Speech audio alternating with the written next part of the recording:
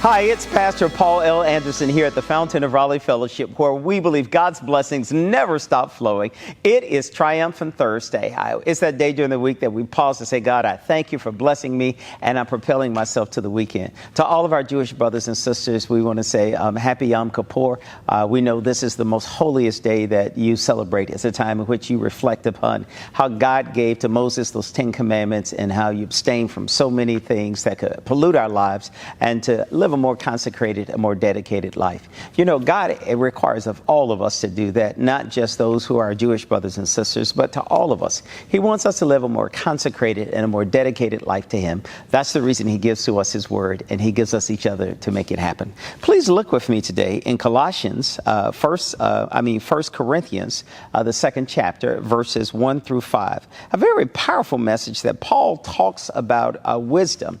You know, and this little passage, as he writes to the church of Corinthians, he lets them know that when I first came to you, I did not come with flowery words. I didn't come with great elaborate speech, but I came in a very simplistic way. I came very timid with you because I didn't want you to be persuaded by my flowery words, by my great vocabulary, but I wanted you to be convicted by the Holy Spirit.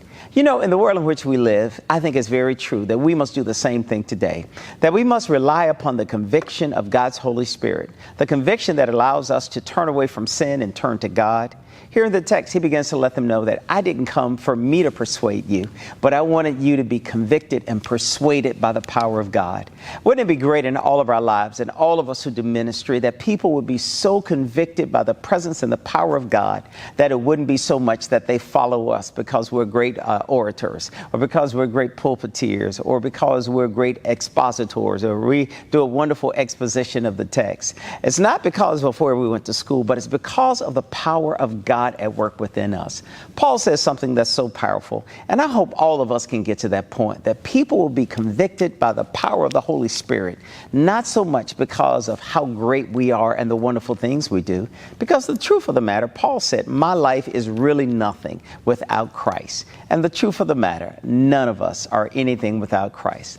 Let's make it that day that we have a transformation in our lives, that we allow the power of the Holy Spirit to convict us, to compel us to come to Christ and to live a life that will bring Him glory and honor and praise. Today, I want to remind you, you are exceedingly and abundantly blessed, and allow the power of God to lead and guide you in all of your decisions, your words, your actions, and your deeds. I'll see you on tomorrow.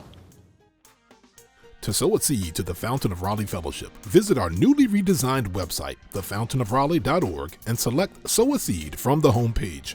Also, giving has been made easier with the new Fountain of Raleigh app, available now in the Apple App Store and Google Play Store.